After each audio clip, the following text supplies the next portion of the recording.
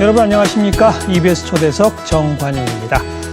우리가 사는 세상, 이건 두 개의 세상으로 구성되어 있습니다. 우리가 진짜 사는 세상, 그리고 사이버 세상. 그래서 그런지 앞으로의 전쟁은 사이버 전쟁이 될 것이다, 이런 말이 나오고요. 이제는 국가 안보의 개념도 사이버 안보를 빼놓고서는 말할 수 없는 그런 세상이 돼버렸습니다. 특히 이번 국정원 해킹 프로그램 논란으로 더더욱 그 중요성이 부각되고 있죠. 그래서 오늘 임종인 청와대 안보특별보좌관님을 스튜디오에 초대했습니다. 어서 오십시오. 안녕하세요. 임종인입니다. 청와대 안보특보 되신 지가 한 7, 8개월 됐네요. 예, 6개월 조금 지났습니다. 예. 그 전에 이제 학교에 계시다가. 예, 고대 정보보대원장으로 15년간 일하고 있었습니다. 예. 예. 원래 박근혜 대통령하고 친하셨어요? 저는 처음 뵀습니다. 청와대에서 이번에. 예. 안보특보 자리가 그동안에도 있었는데 제 기억엔 전부 군 출신들이 하셨거든요. 예, 맞습니다. 여태까지는 전부 군 중에서도 뭐 삼성 장군, 사성 장군, 그 장군님들이 주로 하셨죠. 네. 예, 근데 이제 좀 처음 말씀하신 것처럼 안보 중에서 사이버 안보의 중요성이 커지고 있고 특히 우리 작년 연말에 한수원 사태를 겪으면서 단순한 사이버 보안의 문제가 아니라 이제 안보의 문제로 격상이 됐기 때문에 그런 점에서 보안 전문가인 저를 발탁하신 것 같습니다. 그 처음이죠. 맞습니다. 안보특보 가운데 군은 모르시잖아요, 사실. 저는 군은 잘 모르죠.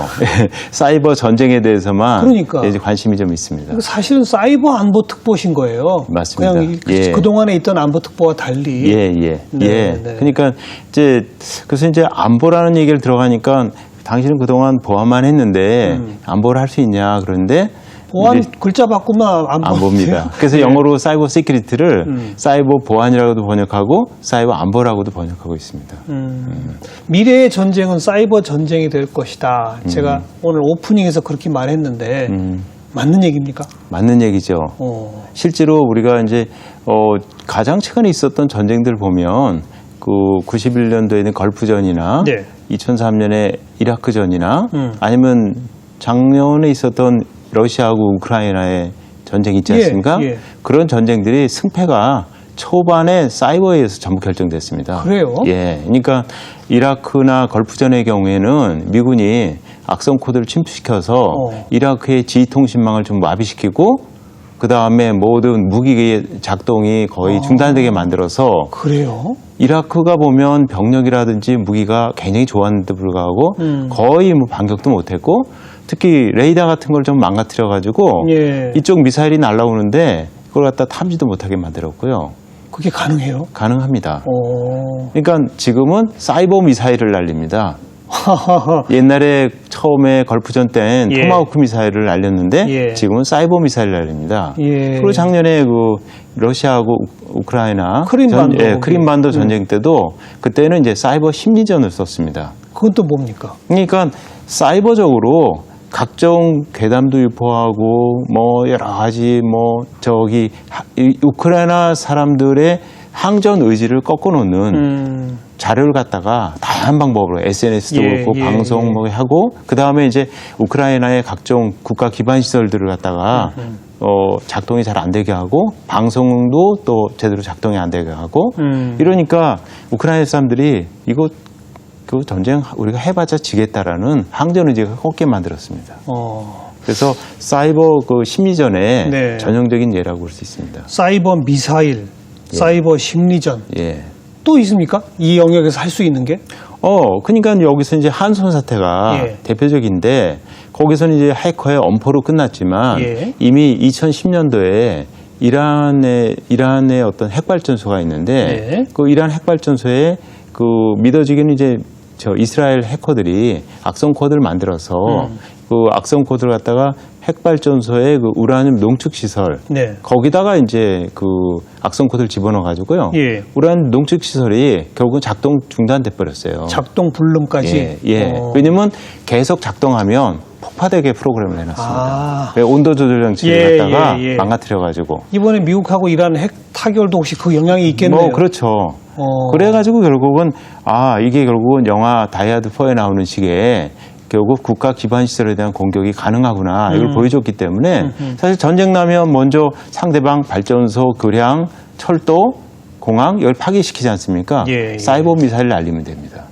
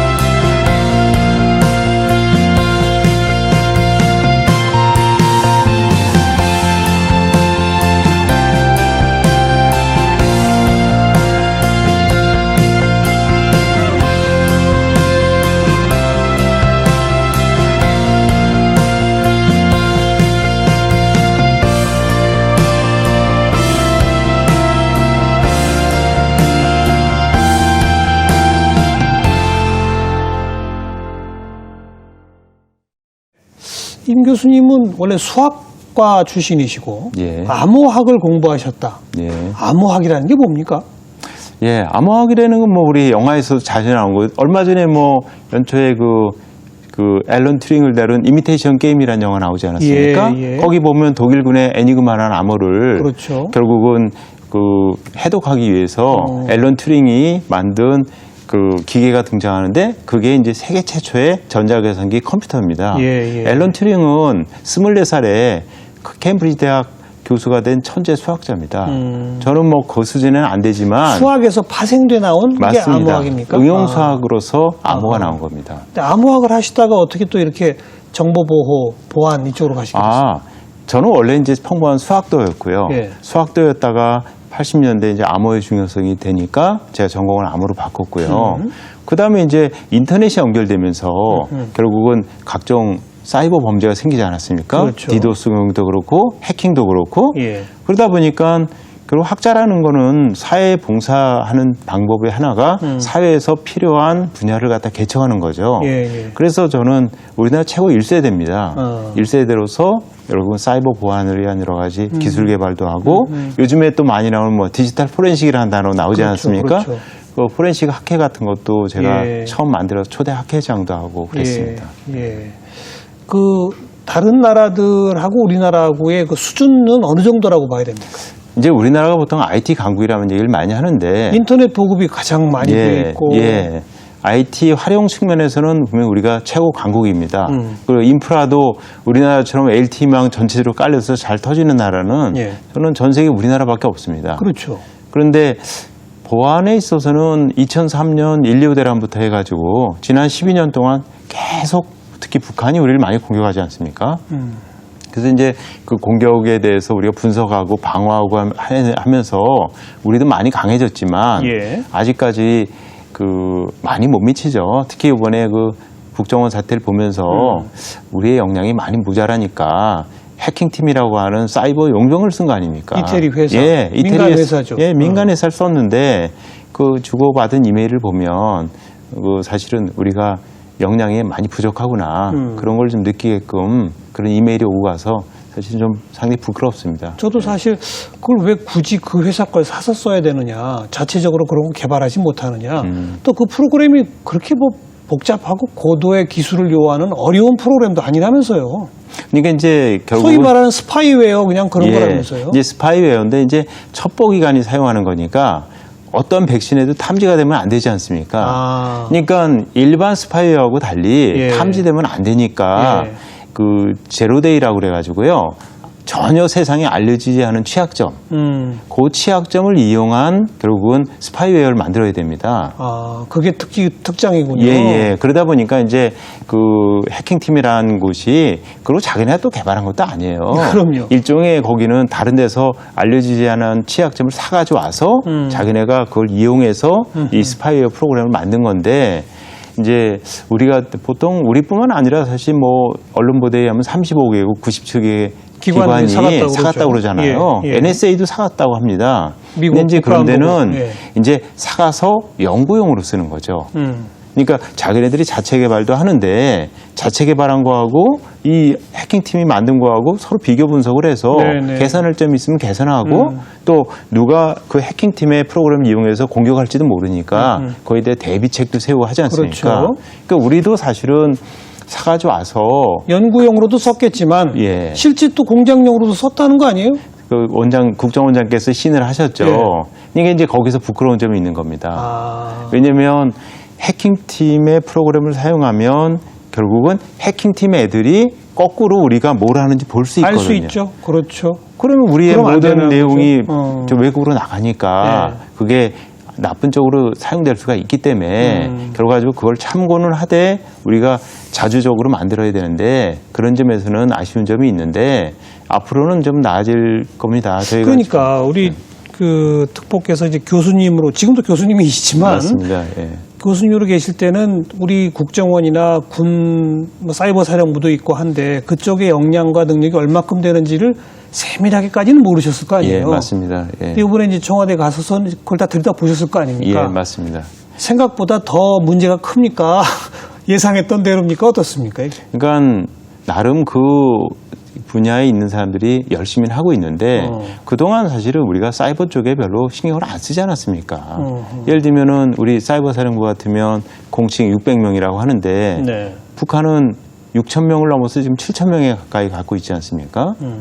그러니까는 우리의 뭐 10배나 되고 그러니까 사이버 사령부 만들어진 게 언제죠? 얼마 안 됐잖아요. 2010년입니다. 2010년. 그게 만들어져서 사실 조금 그 발전하고 있다가 네. 그 댓글 사건 여파 때문에 또 주춤하고 있고 그래서 국정원도 마찬가지죠. 예. 그러니까 이제 그런 점에서는 정치적으로 사실은 그렇게 사용된 건 그 후유증이 아직도 굉장히 크고 있습니다. 저는 잘 이해가 안 가는 게 아까부터 우리나라가 인터넷은 보급도 빨랐고 초고속 인터넷망도 잘 깔렸고 많은 사람들이 생활상으로 사용하는 것도 널리 보편화됐고 심지어는 특히 뭐 미국이나 유럽 이런 나라도 우리처럼 그렇게 인터넷으로 은행 업무 보고 별로 안 그런단 안 말이에요. 그렇습니다. 또 우리는 네. 다 그냥 컴퓨터뿐 아니라 이 스마트폰 하나 가지고 은행 업무까지 다 보고 그 정도로 보편화되어 있다면 당연히 다른 나라보다 더 일찍 사이버 안보, 사이버 보안에 대한 관점도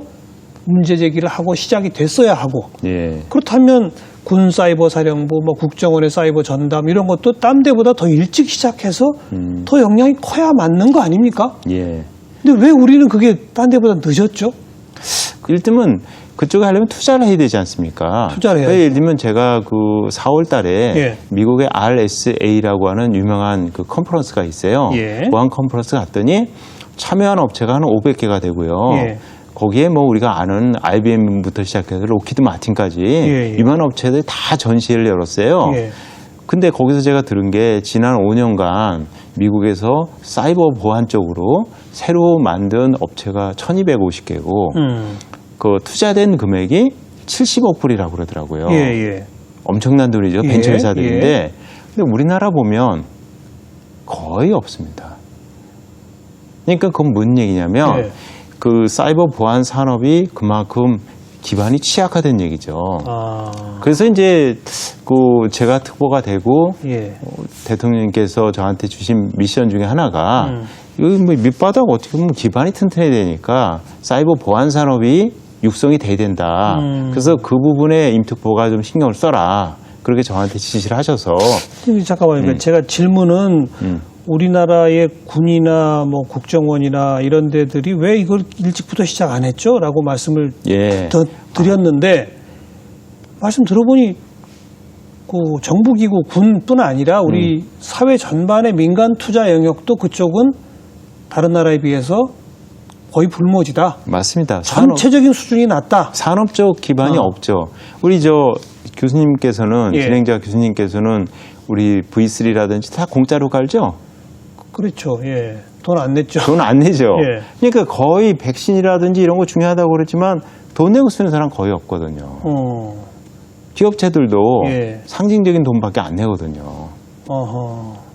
우리 공인인증서 그것도 중요한 보안 도구죠. 예. 그렇지만 뭐 1년에 4,000원 그런데도 그거 내기 싫다고 그래가지고 예. 범용 안 사고 예. 그냥 공짜로 쓰는 것만 사는 사람도 그냥 많거든요. 은행만 업무 보는 건 공짜잖아요. 예. 그러니까 거의 이제 이거는 국가가 해주는 거 이래가지고서는 개인들이 다른 나라는 그런 거 다 돈 주고 합니까? 돈 주고 하죠.